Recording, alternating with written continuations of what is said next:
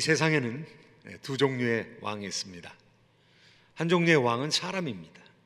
그리고 또 다른 왕은 하나님이십니다. 이 세상에서 누가 내 마음을 지도하느냐, 누가 내 마음을 지배하느냐, 이것이 굉장히 중요한 부분입니다. 우리 가운데 누가 주권을 가졌느냐, 이 주권이라는 이야기는 sovereignty, 이 주권이라는 말은 강력하고 절대적인 힘을, 최고의 힘을, 영원한 힘을 의미합니다. 누가 나에게 주권을 가졌느냐? 사람을 왕으로 여기는 사람은 예전에는 황제를 섬겼습니다. 그리고 또 어떤 사람들은 사람들이 만들어 놓은 제도, 국가를 섬겼습니다. 또 어떤 사람은 국민이 주권자이다. 그래서 현대 세계는 국민주권론을 믿습니다. 인민주권론을 받아들이는 것이죠. 그런데 성경에 변치 않는 이야기는 하나님이 주권을 가지셨다는 것입니다. 우리 이 시대는요, 국민을 두려워해야 된다고 이야기를 하고 있습니다. 그런데 국민이 주권을 가진 것, 민주주의 국가에서는 맞죠. 그런데 어떤 국민이 1% 되는 엘리트가 주권을 가졌습니까? 아니면 99% 되는 대중이 주권을 가졌습니까? 그리고 그 대중도 이 지도자 저 지도자를 지지함으로 서로 싸우고 있다면 주권이 누구에게 있습니까? 숫자가 결정합니까? 힘이 결정합니까? 200만이 모여서 데모를 하면은 그 사람들의 외침이 주권이 됩니까? 그거보다 더 많은 사람들이 모여가지고 태극기를 흔들면서 집회하면 그 사람들이 주권을 가진 것입니까? 진리가 숫자로 결판이 납니까? 절대적인 주권이 어떤 사람이 무엇을 더 지지하느냐에 의해서 결판이 납니까? 촛불입니까? tet불입니까?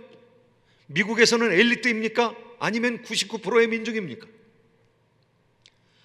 성경에서 변치 않고 얘기하고 있는 것은 하나님이 주권자라는 것입니다. 하나님께서 창조자이고 하나님께서 섭리자이고 자기가 원하는 사람을 가장 높은 위치에 두기도 하며 폐하기도 하신다는 것이죠. 예수님이 빌라도를 만났습니다. 빌라도 법정에서 빌라도가 재판을 했습니다. 예수님께서 대답하시질 않습니다. 왜냐하면 죽기로 결단했기 때문에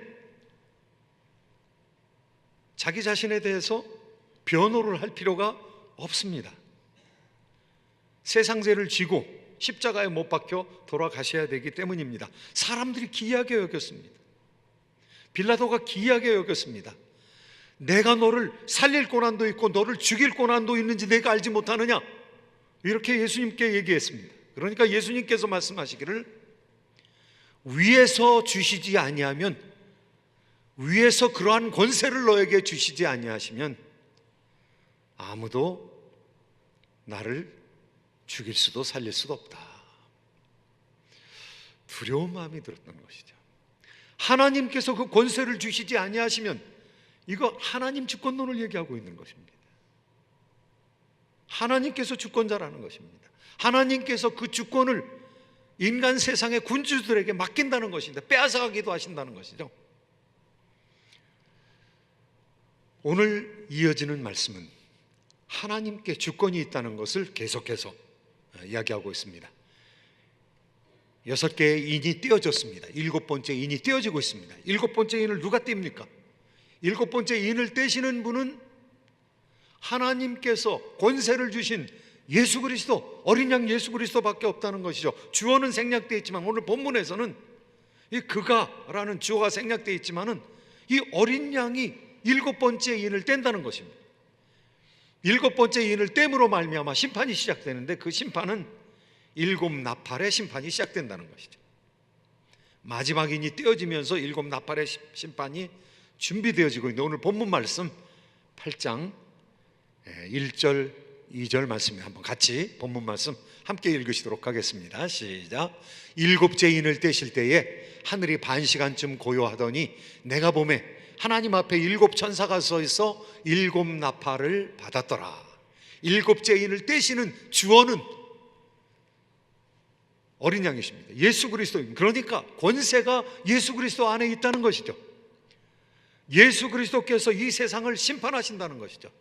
예수 그리스도께서 이 세상을 심판하시면 하나님 백성들을 위하여 심판하시겠습니까? 아니면 하나님의 백성들을 진멸하기 위해서 심판하겠습니까? 당연히 하나님의 백성을 위하여 심판하는 것입니다. 누구를 진멸하기 위해서 심판하십니까? 악한 세력, 사탄과 악한 세력을 심판하시기 위해서 우리 예수님께서 인을 떼시는 것이죠. 그러니까 성경에 나오는 심판의 이야기로 말미암아 우리가 두려워야 할 필요가 없습니다. 하나님께서 오히려 선한 사람들을 구원하기 위해서, 하나님의 백성들을 구원하기 위해서 이 세상을 심판하는 것이니까요. 문제는 내가 하나님을 주권자로 인식하고 하나님을 믿느냐 안 믿느냐, 이게 문제인 거죠. 내가 하나님 편에 서 있다면 이 세상의 환난이나 이 세상의 심판이 두렵지 않은 것이죠. 왜냐하면 하나님의 백성들의 통치를 열기 위해서 예수 그리스도께서 이 세상을 심판하시니까요. 그런데 오늘 본문 말씀 가운데서 우리 하나님께서 우리를 향해서, 예수님께서 우리를 향해서 하시고 싶은 말씀은 무엇입니까? 첫 번째는요, 하나님께서 하나님의 백성들의 기도를 들으신다는 것입니다.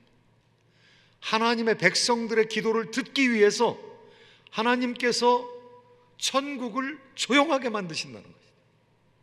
천국을 얼마 동안 조용하게 하셨습니까? 30분 동안 조용하게, 반 시간 동안 조용하게 하셨습니다. 이 반 시간 동안은 구약에서 아침에 하나님 앞에 향을 드리는 그 시간을 얘기하고 있습니다. 저녁에 하나님 앞에 향을 드리는 그 시간입니다. 하나님께서 그 시간에 우주 통제 본부를 조용하게 만드시겠다는 것이죠. 심판의 소리가 들리지 않게 하시겠다는 거죠. 그리고 그 향기로운 제사를 받으시겠다는 것이죠. 성도들의 기도를 받으시겠다는 것이죠.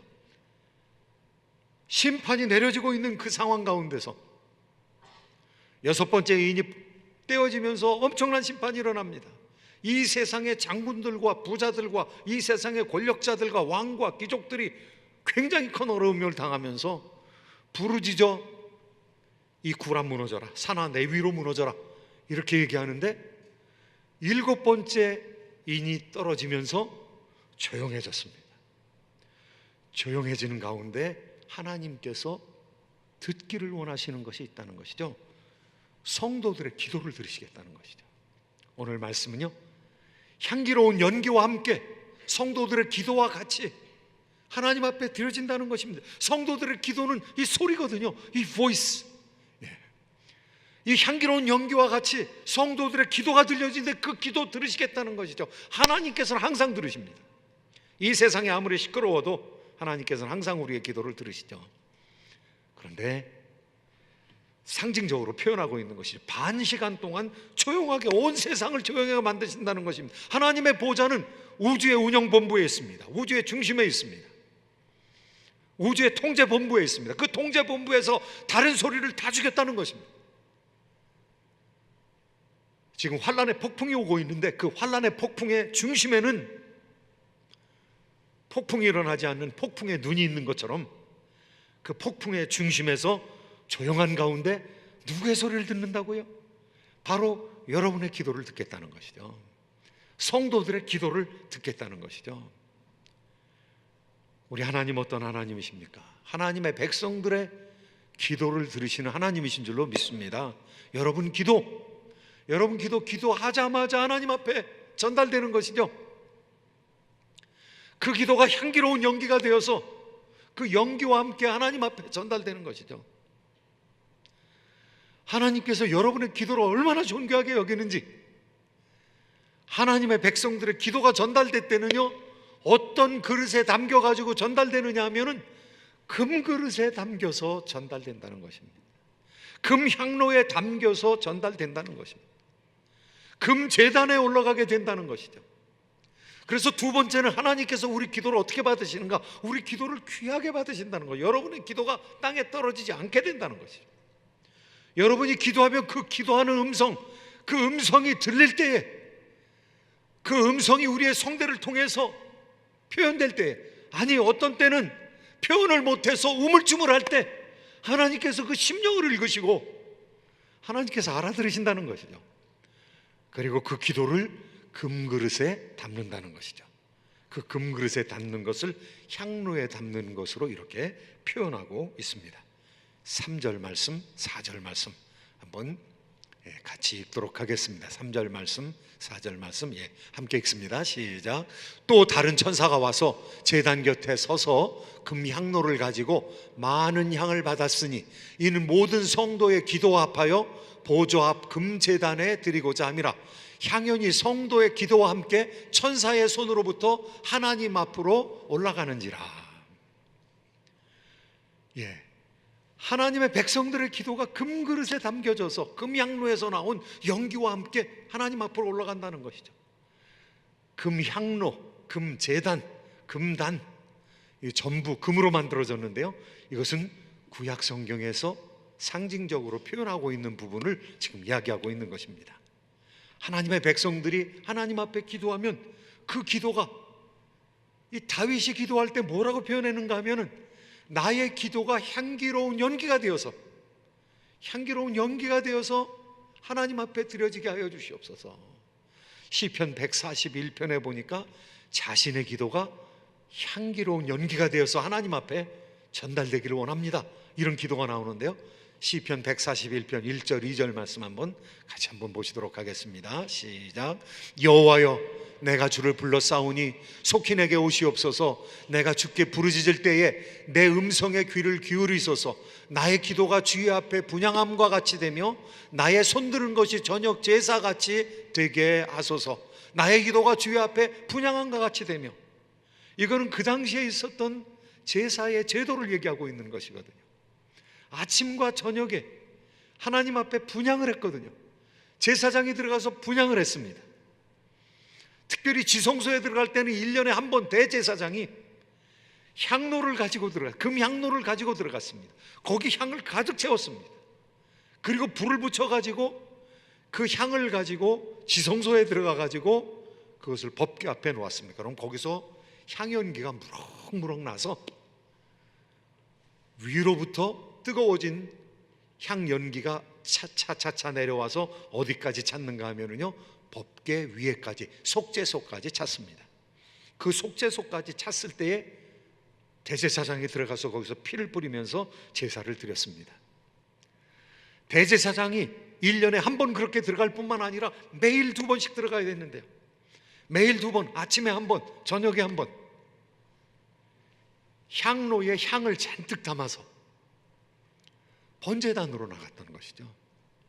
번제단에 나가서 그 아름다운 향기로운 제물을 하나님 앞에 드렸는데요, 번제단의 불은 어디서 써야 됐습니까? 향로에 담아온 그 불은 반드시 번제단에서 피로 하나님 앞에 제사를 드릴 때 그 남은 숯을 가지고 와서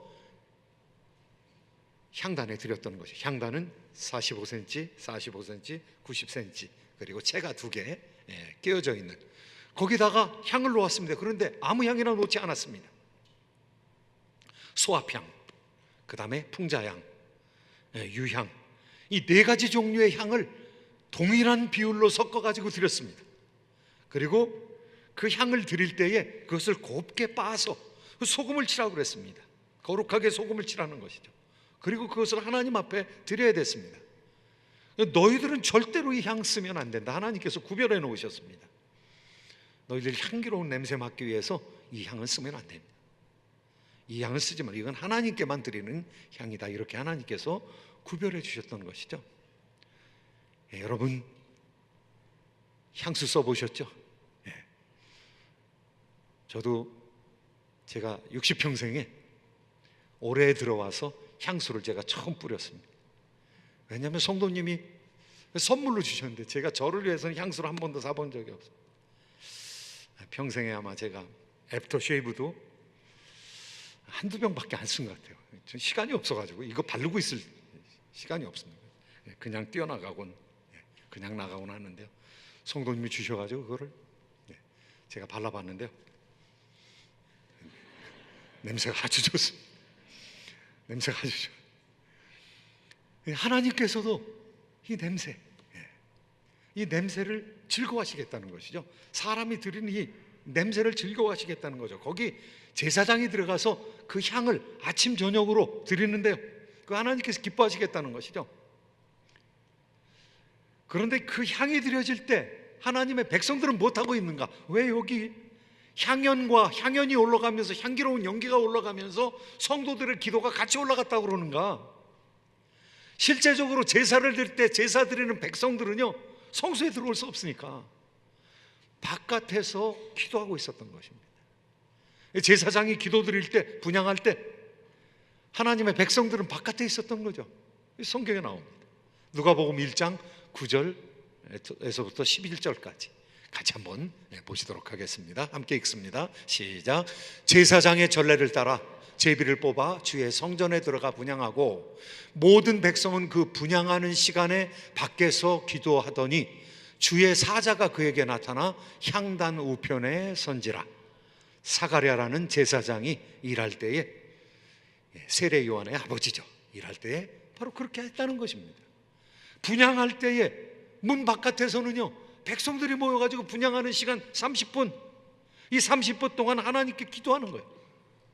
그러니까 하나님 앞에 드려지는 분향, 이 분향은 제사장이 하나님 앞에 드리는 거, 예수님이 하나님 앞에 드리는 기도와 똑같거든요. 중보기도거든요.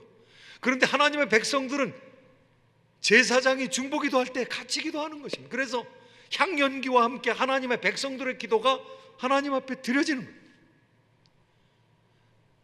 제사장은 향기로운 향품을 많이 받았습니다. 가득 채웠습니다. 가득 채우고 그것이 불이 붙어가지고 연기가 무성하게 올라가게 되는 거죠. 그 연기가 무성하게 올라갈 때 하나님의 백성들은 함께 기도하는 것이죠. 이것은요, 예수님, 제사장 대신, 대제사장 대신 예수님과 함께 하나님의 백성들이 같이 기도하게 된다는 것이죠.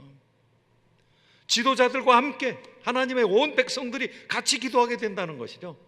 향이 가득 채워졌다는 것은 그 기도에 충만한 양이 하나님 앞에 드려진다는 것이죠. 하나님께 그 기도를 즐겨 받으시는데 그 기도를 받는 향로가, 그 향을 받는 향로가 금향로라는 거예요. 그리고 금제단에 드려진다는 거예요. 하늘에 있는 제단이 있는데 그 하늘에 있는 제단이 금제단이라는 거예요. 번제단은 놋제단으로 만들었거든요. 범제단은 저주를 얘기하는 것이거든요. 우리를 위해서 대신 저주 받으시는 예수 그리스도를 표현하는 것. 그런데 하나님의 보좌 앞쪽에 있는 그 제단은 금제단이라는, 하나님의 백성들의 기도가 금처럼 존귀하게 여겨지면서 하나님께서 그 기도를 받아주신다는 것이죠. 그 기도가 온전히 바쳐질 때에 하나님께서 그 기도를 들으시고 응답하시면서 일하신다는 거죠. 7명의 천사가 나팔을 들고 섰습니다. 그리고 7명의 천사가 나팔을 들고 서는 동안 하나님의 백성들의 기도를 하나님께서 들으시는 것이죠. 30분 동안 하나님께서 침묵하시는 것이죠. 하나님의 백성들의 기도를 들으시는 거죠. 그런데 하나님 능력이 있으시기 때문에 세상이 아무리 시끄러워도 하나님의 백성들의 기도를 들으시는 것이죠. 어머니가 시끄러운 중에도 아이의 우는 소리를 듣고 반응하시는 것처럼 하나님께서 우리의 기도에 반응하시는 것이죠. 우리의 기도가 울려 퍼질 때 하나님께서는 온 세상을 침묵한 것처럼 우리의 기도를 분명히 들으신다는 것이죠. 하나님 앞에서 기도하는 사람들을 통해서 하나님께서 심판하신다는 것이죠. 계시록 6장 10절 말씀, 그 기도의 내용이 나와 있거든요. 우리가 이미 한번 읽었던 말씀을 나눴던 말씀입니다. 계시록 6장 10절 말씀 한번 같이 한번 읽어보시도록 하겠습니다. 시작. 큰 소리로 불러 이르되 거룩하고 참되신 대주제여, 땅에 거하는 자들을 심판하여 우리 피를 갚아주지 아니하시기를 어느 때까지 하시려 하나이까 하니. 하나님 백성들을 간구한다는 것이죠. 제단 아래에 있는, 피가 쏟아진 그 장소에 있는 순교의 피를 흘리고 있었던 사람들이, 그 사람들이 하나님을 향해서 간절히 외친다는 거죠. 하나님, 우리의 피를 신원하여 주시기까지 우리의 피에 대한 대가를 갚아주시기까지 아직도 시간이 더 흘러야 되겠습니까? 하나님 앞에 간절히 기도한다는 것이죠. 하나님, 정의를 행하여 주시옵소서. 하나님의 공의를 행하여 주시옵소서. 우리의 무죄하게 흘린 피를 주님 갚아주시옵소서. 이렇게 기도한다는 거예요. 하나님 백성들이 기도한다는 거예요. 하나님, 아무리 외쳐도 이 나라가 바로 세워지지 않습니다. 악이 득세하였습니다. 하나님을 대적하는 자들이 일어나 하나님께 덤비면서도 아직 심판을 받지 않습니다. 하나님, 이게 어떻게 된 세상입니까? 하나님 앞에 간절히 기도하는 그 기도가 향연처럼 올라가게 된다. 향기로운 제물로 올라가게 된다는 것입니다. 그리고 향이 다 탔을 때 하나님께서는 그것을 부어버린다는 거예요. 제단의 숯불을 부어버린다는 것이죠. 그것으로 심판이 시작된다는 것이죠. 하나님의 백성들의 기도가 응답받게 된다는 것이죠. 이거 무서운 것입니다. 종말의 심판은 하나님의 백성들의 기도의 응집이라는 거예요. 기도를 통해서 이 세상이 심판당한다는 거예요. 하나님 백성들, 의로운 백성들의 기도를 통해서 하나님께서 이 땅을 심판하신다는 것이죠. 그러니까 역사는